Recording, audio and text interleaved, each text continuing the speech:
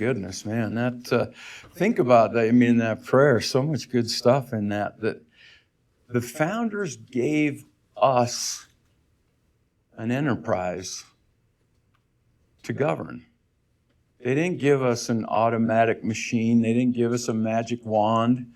They didn't give us a spectator sport to sit and watch, but they gave us the greatest governing organization in the history of the world. But it doesn't work unless we do.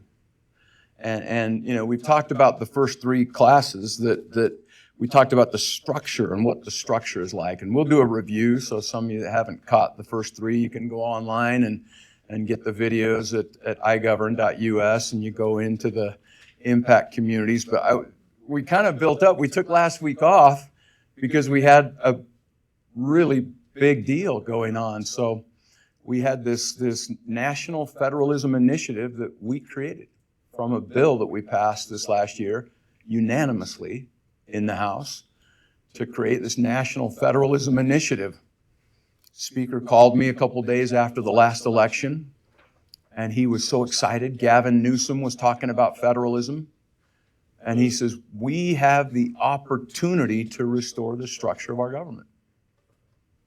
He says, if we don't do this right now, when blue states are interested in structure and in restoring the balance, if we don't take advantage of this right now, be gone forever.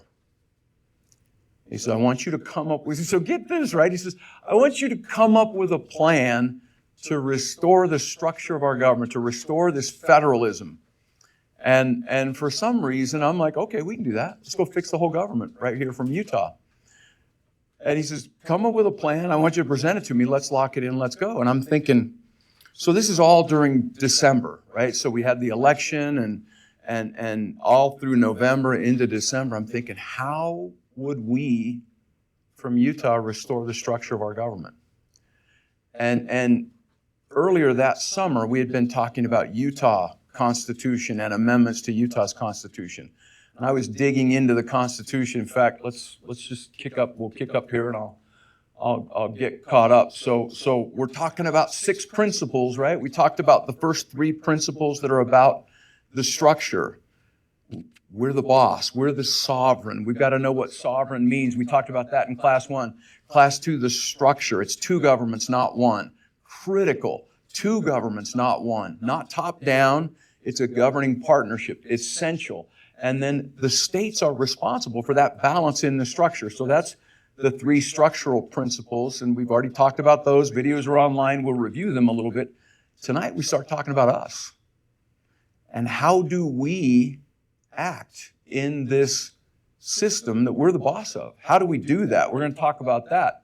And then next week we'll talk about how do we delegate to the people that we hire, and then how do we leverage our voice. And if we understand these principles, we could do our job in 5 minutes a week. Lexi, you've missed the first 3, but 5 minutes, you okay with that? If you could fix our government in 5 minutes a week, would you pour into that? Invite some friends? Right? It's not too hard, right? 5 minutes a week. And that's what's so cool is we really can. They really did design it that way. So here are the impact councils. You get in there and you can get onto the videos. And then there's actually a digital workbook of all the classes, and they go really, really deep. We kind of skim the surface on a lot of these stuff. I know it feels like I'm throwing a bunch at you, but there's so much more information. And so in the workbook, you can get that online. But this is what I wanted to get to. No free government or the blessings of liberty can be preserved to any people but by frequent recurrence to fundamental principles. And in the Utah Constitution, this is what we were looking at last summer. We're looking at the Utah Constitution. We run into this. Right in Article 1, fundamental rights. Frequent recurrence to fundamental principles is essential to the security of individual rights and the perpetuity of free government. It's like, we kind of want our rights protected, right? We kind of want our government to continue and go forward and be free. Well, the founders told us, this came from George Mason, and then it was included in almost every state constitution.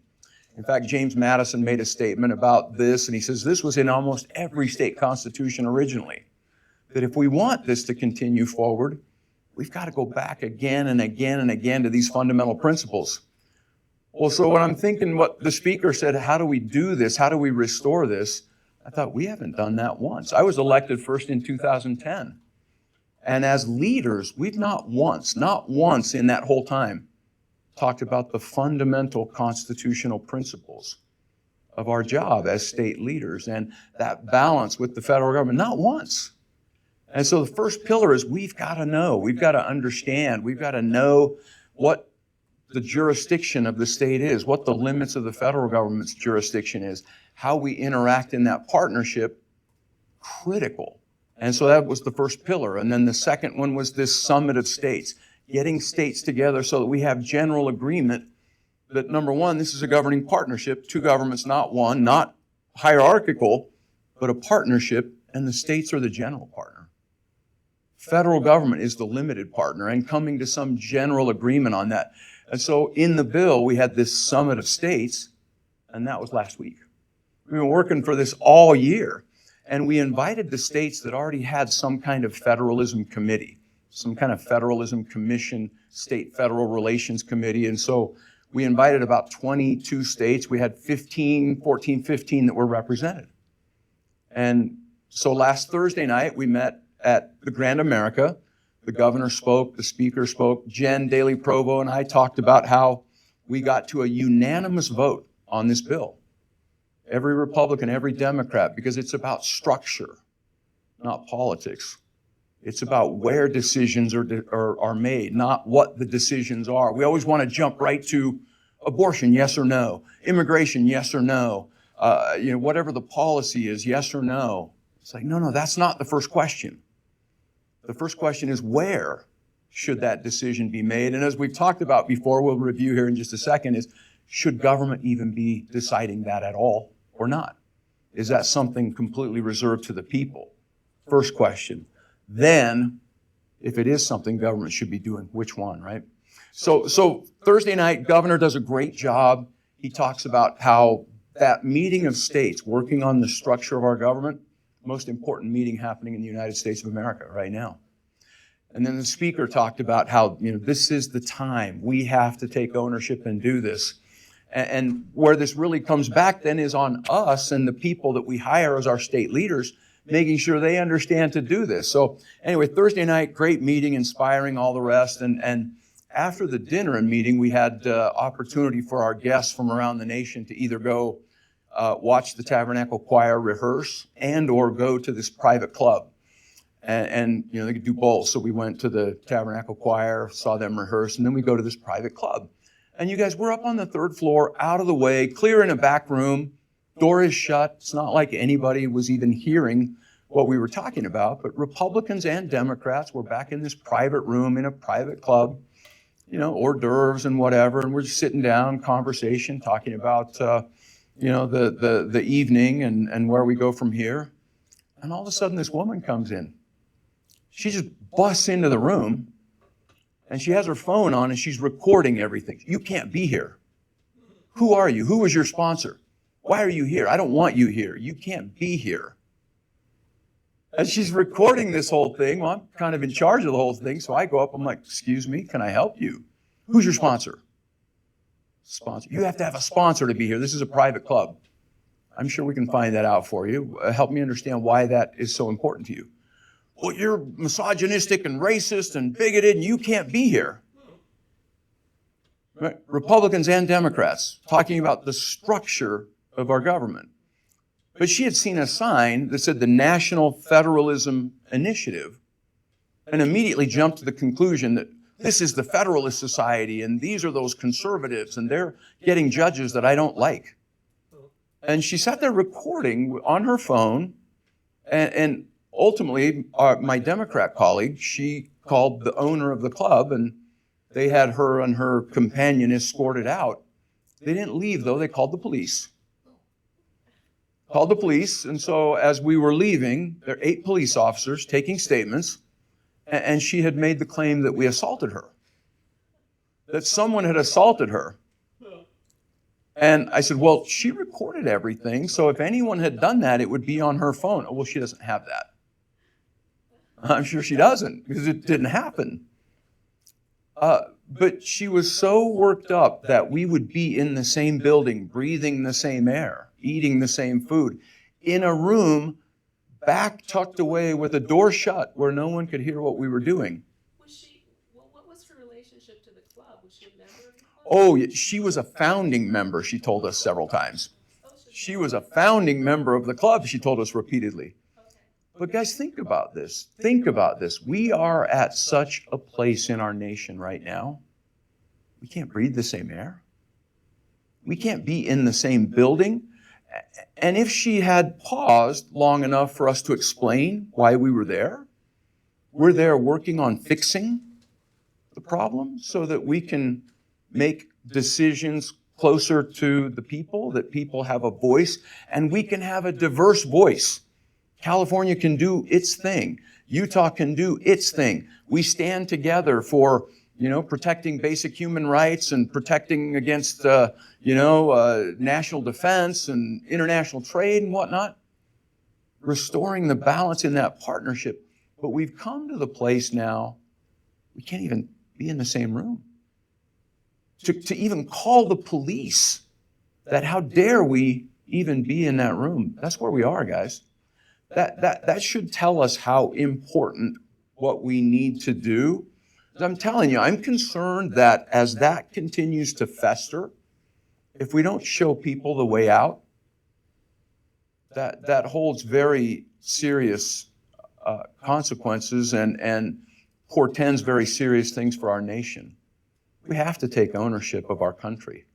We have to take ownership of our country. I want to hear what happened, though. I mean, so she called the police, but you obviously thought, but you must have received permission from the club, or maybe one of you was a member of the club. But nothing happened. It's not going to go anywhere. I mean, it's not. Just left. Yeah, they just left. Okay, good. There was nothing to do. But, I mean, the point is that this is what we've conjured up in our minds, that someone who thinks differently than me is evil and dangerous, and we can't even be in the same space. And I believe so firmly that as we fix the structure of our government, we allow for that diversity and that space, that it's not every 4 years my most deeply held beliefs are up for grabs.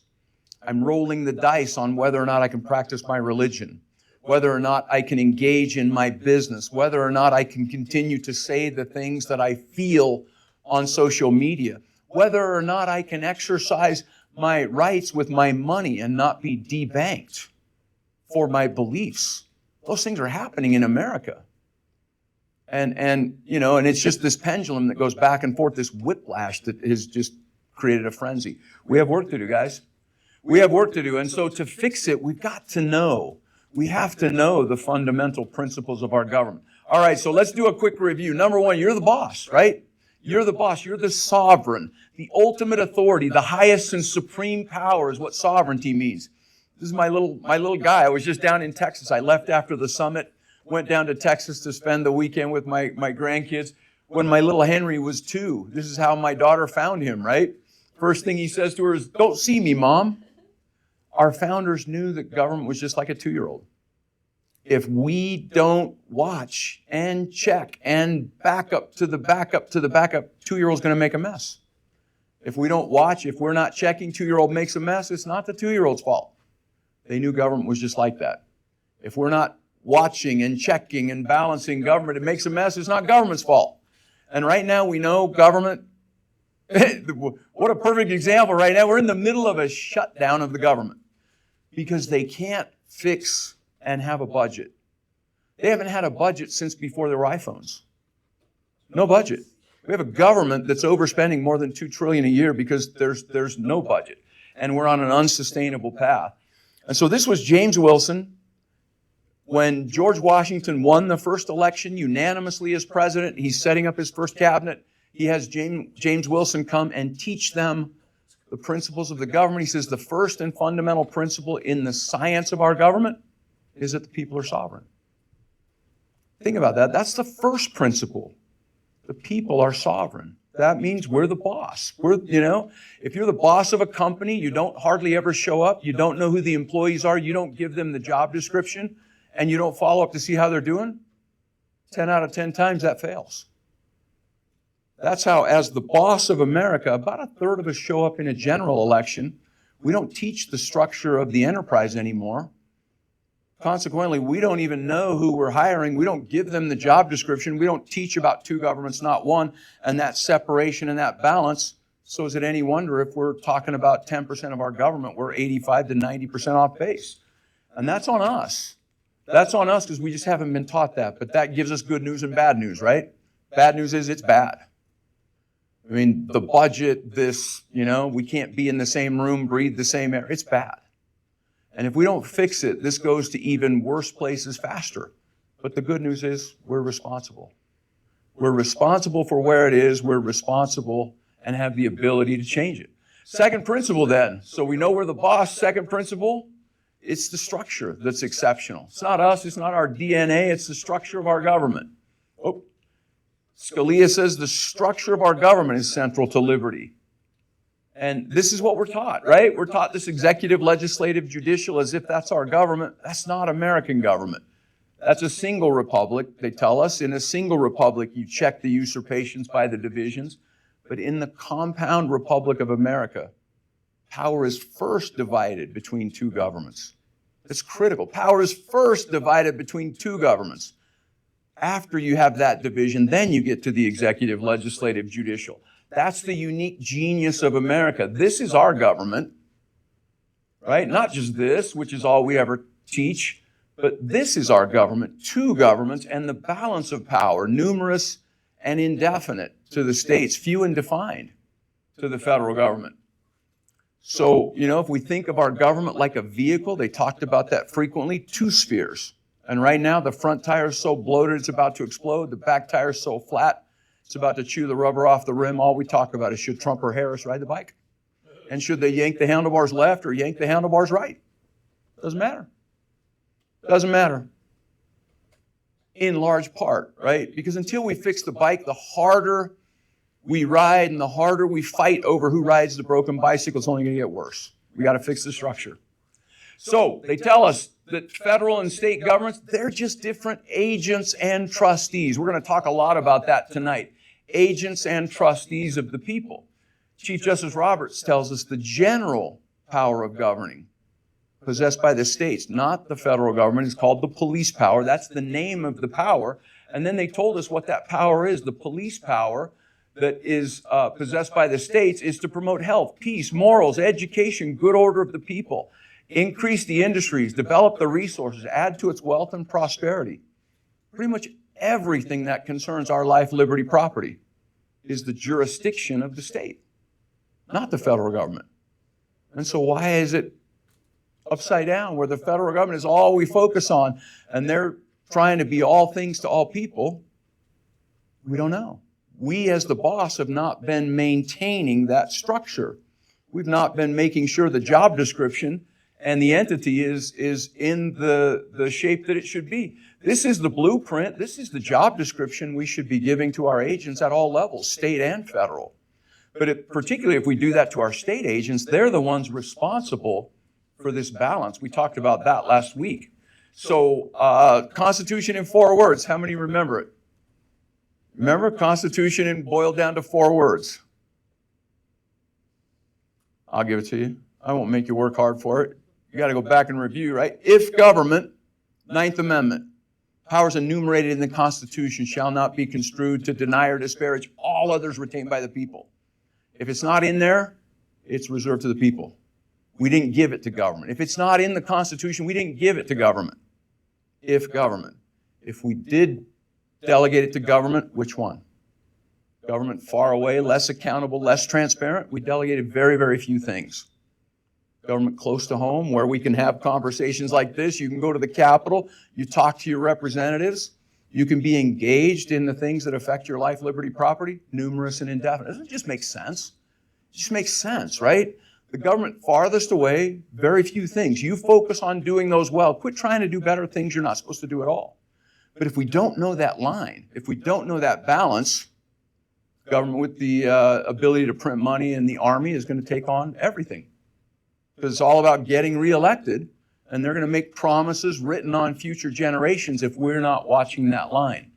All right, so we talked about we're the boss. It's the structure. Last week we talked about that states are responsible for that balance, which means we're responsible for the leaders who do that.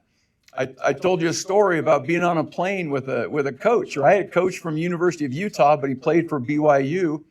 And when he asked me, what do state leaders do? I tried to explain to him, that BYU, Utah, the Holy War, it's a big deal.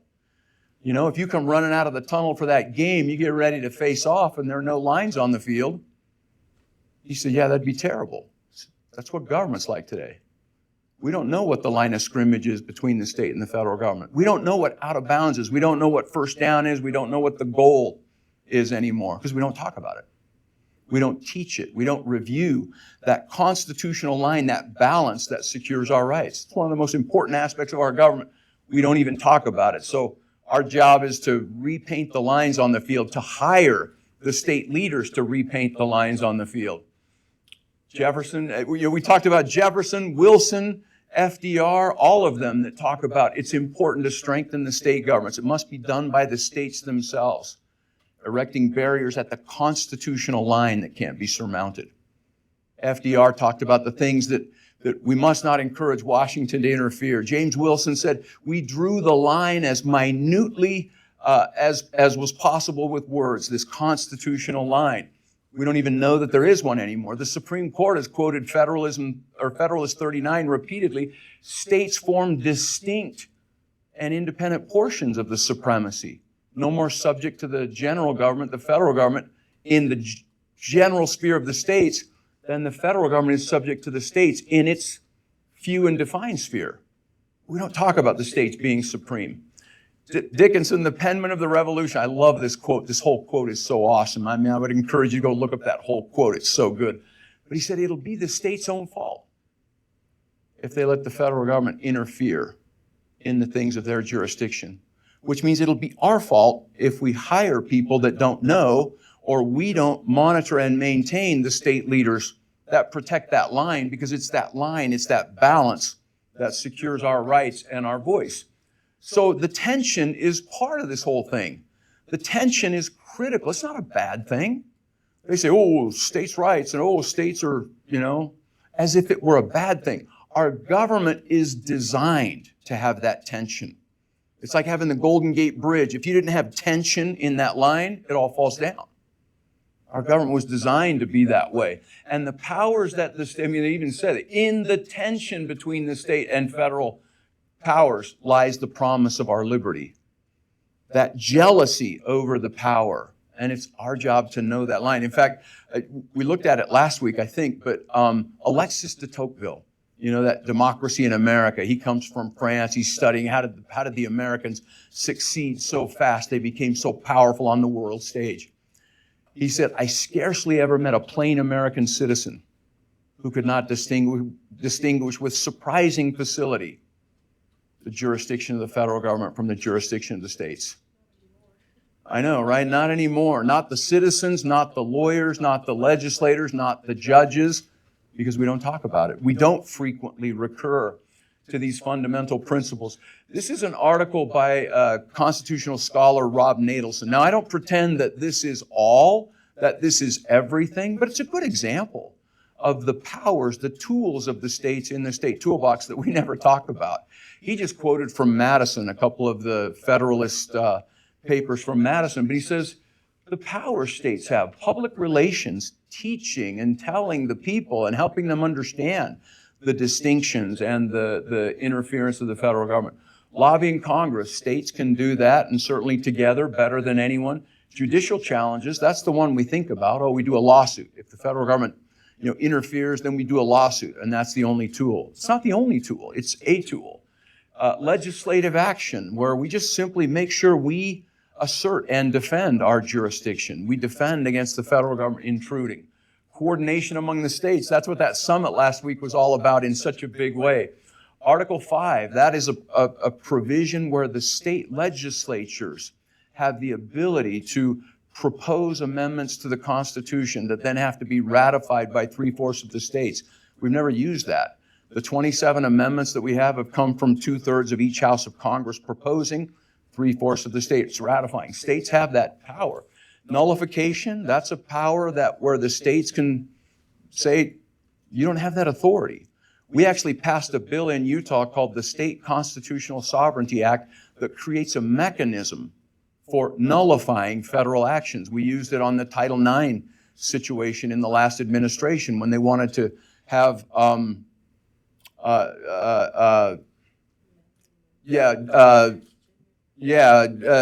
cisgender males or people born as, I don't even know how to say it anymore, but people born as men compete in sports with women. And they did an executive order to allow that. And we said, no, we're not going to allow that in Utah. That's not, that. First of all, that's a decision for the states, not for the federal government. That's not anywhere delegated to the federal government.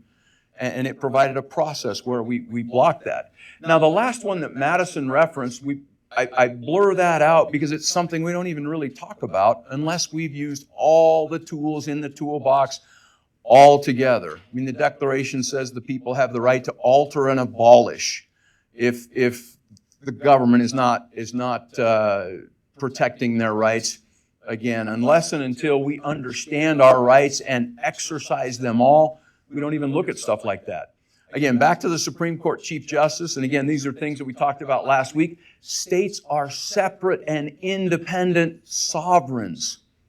Sometimes they have to act like it. When do you hear that? We don't talk about that. States are separate, independent sovereigns. That's the way the system is set up. This is the Chief Justice of the Supreme Court. All right, so that's the review from the last 3 weeks. That is the principal part, the structure of our government. And now we're going to get into you. The next 3 classes are about how do we do this? How do we act like the boss in our government? Tonight we're going to talk about the character, the skills, the ability, the knowledge that our state agents should have. If we're delegating our sovereignty to them to make sure this structure is in proper balance, we need to make sure that they're not just a pretty face, that they've got a nice red flyer versus a nice blue flyer. They've got cool hair or nice teeth. No, this is important stuff. This is critical that they know the job that we're hiring them to do, that we know the job that we're hiring them to do. So if I do my job tonight, we're gonna inspire you to know how to contact your state agents and make sure you've got them on speed dial. Make sure you know how to get a hold of your agents. These are your fiduciaries, your trustees, that they work for you. And again, as the servant leaders, we need to know how we exercise our sovereignty through them. And then I'm going to ask you to go try to learn 3 new things about one of your state agents. Next week, we're going to talk about leadership as influence. It's all about influence. How do you influence these people to do the things that you would like them to do? You grow your influence by knowing more about them, knowing the things they care about. Go learn some things about some of these people that you've hired. What's the biggest fish they've ever caught? What's their favorite pie? How many children do they have? Find ways that you can relate to them in more than just politics. How do you grow your influence with them? So that's what we're going to talk about tonight. Okay, how many of you brought your wallet tonight? Often when I'm speaking, I'll ask people to pull it out, hold it up high, and they hold their wallet up, and I'll find the biggest wallet in the room and just kind of admire it, and can I touch it? Can I hold it? Can I put it up on the podium while I'm speaking? I think it'll bring me really good luck, and this is really weird, And I'll put it up here, and then about halfway through, I'll stick it underneath the podium, and now they're getting a little nervous, and toward the end, I'd ask them, you wouldn't mind if I just take that home for a couple of weeks, would you? And by then, everyone in the room was, you give that back to him right now. That's not yours. Right? And you say, well, what does that represent? We get uptight if someone even holds, touches, even looks at our wallet funny, right? What does that represent? Our money. Money, right? It's that person's values. Values, access, identity. Right? What they've earned, it represents those things. We get a little uptight about somebody else having their hands on that, right?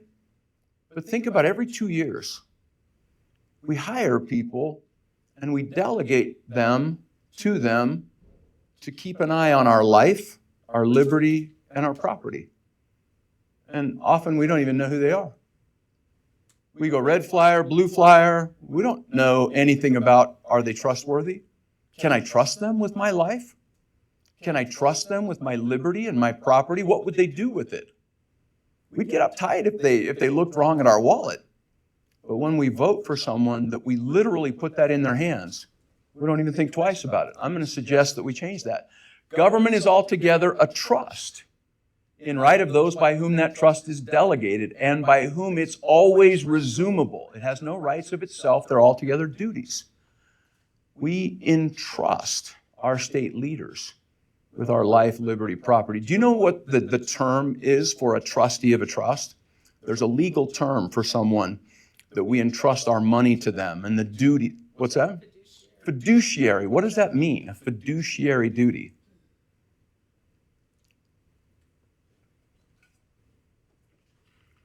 Well, Control finances. you trust them, you handle your finances. You trust them, they control money. In law, a fiduciary duty is the highest duty known in law. They call it the utmost good faith and loyalty. And in the founding era, when they were talking about our government, they talked about the people we elect are fiduciaries. Do we treat them as if they are? Do we expect them to be fiduciaries? Or do we kind of expect them to just do crazy stuff? Right? We're hiring people to exercise the highest duty known to law, the utmost good faith and loyalty. And so how we hire them should matter. Nothing is more essential in a state than that all persons employed in places of power and trust must be people of, back then they said, unexceptionable character. The public cannot be too curious about the characters of public men. Right? We should be very concerned about the character of the people that we hire. Public money ought to be touched with the most scrupulous consciousness of honor. Do they know? Do they have the ability? Do they have the trustworthiness? Dick Armey said this: 3 groups of people spend other people's money: children, thieves, and politicians, and they all need adult supervision. That's a hard thing, to trust people with someone else's money. They didn't earn it. They don't know what it took. The sweat, the labor that goes into it. It's so easy to spend when it's not yours and you didn't put that effort into it. It's hard. It takes someone of very, very special character. So the job interview, that job interview of who we hire at the state level to guard this system that secures our rights. When's the last time we've done this? Right? We sit down with them, we actually have that interview and really get to know these people. I love this quote. It's one of my favorite quotes that I've found going through this. St. George Tucker is like the Blackstone of America. You know, everyone had to read Blackstone. And you know, Blackstone commentaries on the Constitution and on the laws. Well, when we had our own Constitution and we started having cases related to it, Blackstone became kind of out of date. Well, St. George Tucker writes the views of the Constitution. It's like the Blackstone. He says, get this: if an acquaintance with the Constitution and the laws of our country be requisite to preserve the blessings of freedom to the people, and it is, it necessarily follows that those who are to frame the laws or administer the government should possess a thorough knowledge of these subjects. Right? Get this: for what can be more absurd than that a person wholly ignorant of the Constitution should presume to make laws pursuant thereto? Or that one who neither understands the Constitution nor the law should boldly adventure to administer the government? When's the last time you've given a Constitution test to the people that you hire? How well do they understand the structure, the Constitution, and the laws that you're asking them to administer? It's critical that they understand. Not just that they can do a pretty red flyer or a pretty blue flyer. Do they understand the structure? Do they have the skills and the ability to monitor and maintain it? And in today's world, we can know things that they never dreamed about back then. I mean, you guys, they were riding from town to town on horseback, walking. They were doing notes on the head of drums, right? To try to write and send messages to each other. We can communicate and we can cyber stalk people all over the place to find out about them. We have no excuse. We need to know the people that we hire. Representatives should have the same views and interests with the people at large. They should think, feel, act like them. In fine, they should be an exact miniature of their constituents with all its property rights and privileges. Now, of course, when we're hiring someone, we're not going to have 100% agreement. I don't agree. My wife doesn't agree with me 100% of the time. I'm working on her. We get along pretty well. We do pretty good. We're not going to find someone that is 100%, but we need to find someone that reflects our values. That's the difference between a democracy and a republic. We're hiring people. We understand their character, their ability to do the job, and we say, look, I've got work to do. I'm going to go do my job and take care of my kids. I'm hiring you to do what I would do if I spent the time doing that. And so we need to know who they are. There are lots of ways to find out. There are all kinds of organizations that rate people in office. You've got, these are parents. This is Life. This is a party. This is law enforcement. You've got another group of voters. This is taxpayer. This is the parents. This is NRA, right? And they all do scores, and you can find out who are the groups and the values of the groups that support the candidates. It's a great way to find out where they stand and what their character and their background is. I love this statement from Mark Twain, though, right? If you don't read the papers, you're uninformed. If you do read the papers, you're misinformed. I'll tell you, I've been on the headlines of so many different articles that I was there when it happened. And you're like, you guys don't even have even a close relationship to the facts. And so you got to take that into account, right? There are people that have agendas in what they're doing, so take that into account in what you're looking at. All kinds of organizations that do scorecards, and they rate on different things. This is a group committed to limited government, constitution, representative government, participatory republic, free markets, family. And they give a score. I'm in there somewhere. Other organizations that you can find out, they rate candidates. All kinds of different organizations that do that. Most candidates will have a website. You can go, meet them, results, find out about different issues. You can find out what they say about themselves. Most people that are already in office, they'll have a website, sponsored legislation, committees, additional information. You can find out about them. In Utah, we have a website. It's le.utah.gov. You can go look up legislation from sessions going back to 1990. I wasn't there then, so don't look for bills from me in 1990. But legislation by subject, by representatives, you can look at different committees and search all sorts of things. You can set alerts so that it will tell you when things happen. There's all kinds of ways. On mine, here's the legislation that I ran last year before. Oh, this was the year before last. And you can look at the bills and open them up and see what's going on there. If your representatives have events, make sure you go. I'll do events all the time, and maybe, a couple dozen people show up. You want to be there because you want to grow your influence with that candidate, with that representative. They work for you. You want to make sure that you're there. In selecting men of office, let principles be your guide. Issues come and go. All the time, a lot of times people get stuck on issues. Oh, they voted on this and on that, and issues come and go. No one's going to get them right according to you 100% of the time. No one. Even you. If you were voting on them, I have things I voted on that I'm like, I got that one wrong. I'd like to have a do-over. When you're looking at so many things, that happens. But look at principle. Let principles be your guide. Look to their character. One thing critical, when you're looking at hiring fiduciaries, do they have the ability to stand alone? You guys, in 2019, leadership rolled out a tax reform package on the last week of the session. Massive tax reform package. I'm on the Rev and Tax Committee. And we didn't even get to see the bill. So the day before the bill is supposed to be in committee, we hadn't seen it. We got it at midnight, the night before the hearing. It's got hundreds and hundreds of links to other sections of the code. We didn't have a fiscal note for a tax bill until we sat down in committee. When we're in committee, committee members got one question. People in the public, like the CPA Association, the Taxpayers Association, they got one question, 30 seconds. I'm like, okay, procedurally, I'm a no. My one question was, does this have pyramid taxing? Is there tax on tax? Well, yes, there is. Okay, substantively, I'm a no. I was the only no vote on that.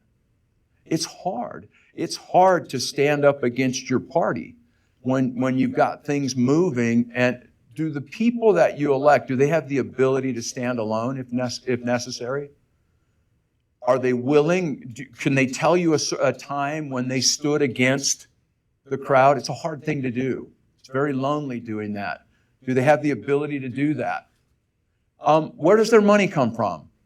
Now, people get very concerned, and we should be, but as a state representative getting paid $15,000 a year, and it cost me $4,000 to send a flyer out to my district, money's got to come from somewhere just to get information out. And because people aren't volunteering, saying, hey, can I be on your newsletter so that we can push information to them, money is a necessary part of just getting the word out. But knowing where that money comes from is important. This was my last opponent, and she ran as a conservative Republican, and you probably can't see that there, but she's got education first. She's got, there was the UEA, the Fresh Air PAC. I mean, a lot of organizations that really skew very much to the left, and yet in her material, she's telling people she's running as a conservative Republican. Well, that can tell you a lot of things. The truest friend of the liberties of their country will not suffer a man to be chosen into any office of power and trust who's not wise and virtuous. Money's a necessary part of it, but knowing where that comes from and what they're doing. So this was my opponent.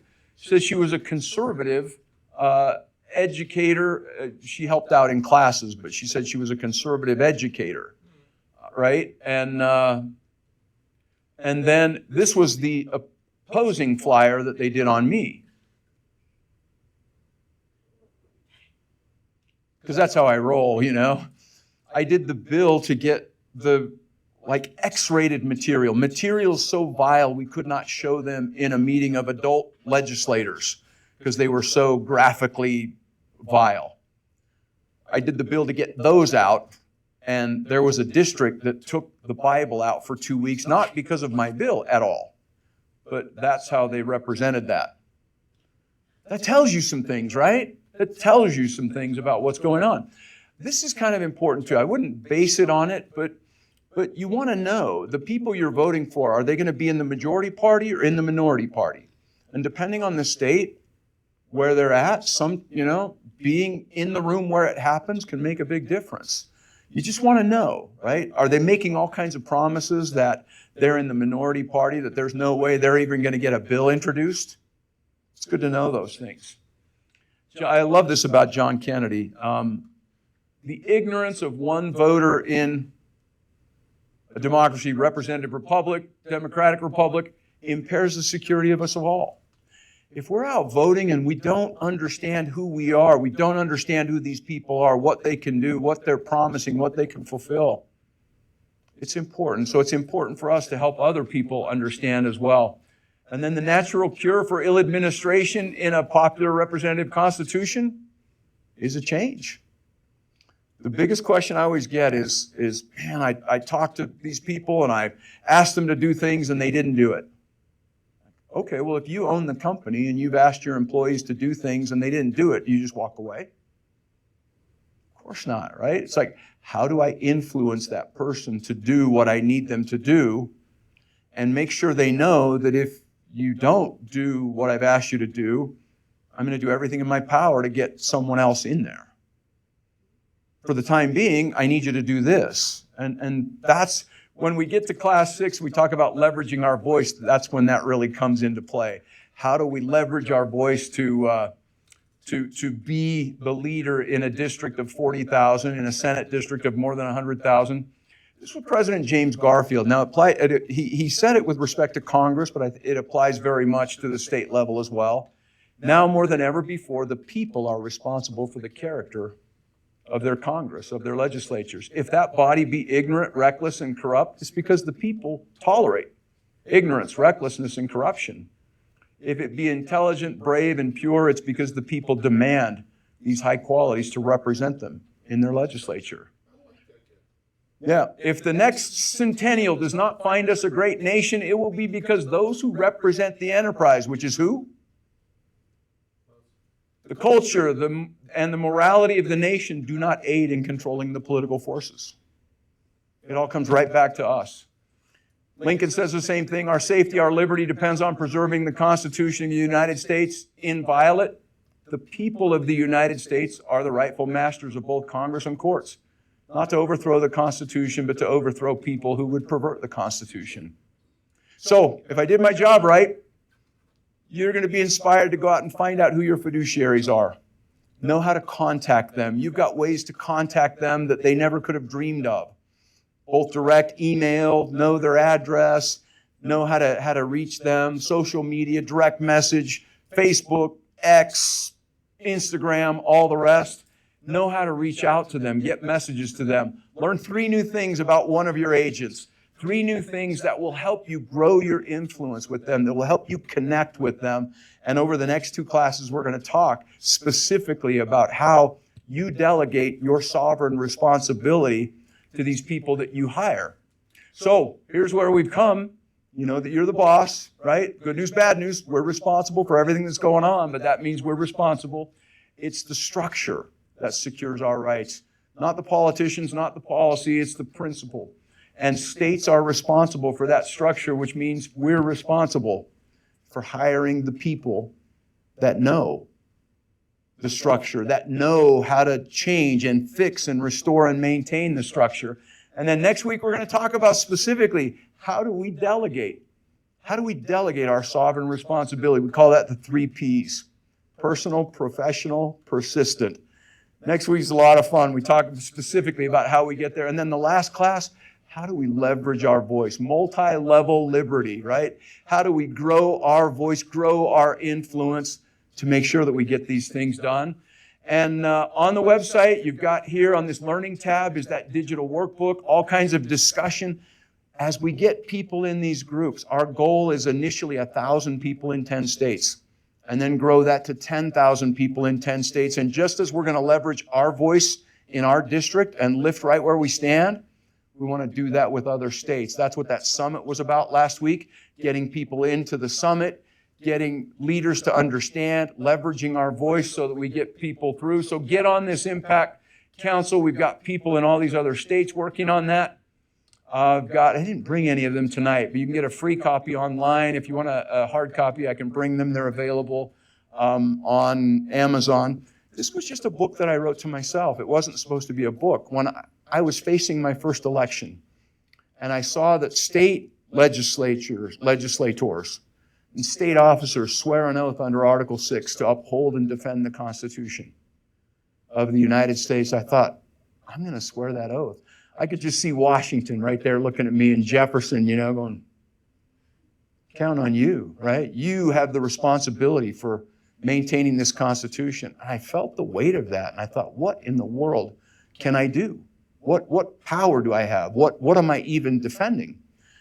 And I studied that question. And finally, I took all my notes and went up into the mountains in my trailer and just wrote. And I wrote an outline of what I thought my job description as a state legislator was. And I shared it with that constitutional law professor I told you about, Rob Nadelson. I still remember he called me. He's like, this is really good. Can I write a foreword to this? And then Governor Herbert found out about it, and he wanted to put a foreword to it. But that was just my job description to myself. If it's helpful to you in talking to your state leaders, please feel free to use that. The workbook that we have online, that's the job description for you, for us as the boss of this enterprise. As soon as we kind of get more interaction and comments on the online version, we'll publish a hard copy version. But that's our job description to us. 6 simple principles, right? When we know these 6 simple principles, then that's where we do our job in 5 minutes a week. The rest of that quote from Scalia, structure of our government is central to liberty. When we destroy it, we put liberty at peril. It's the structure that was unique about America. Not Americans, not our geography, not how cool we look, not the Grand Canyon.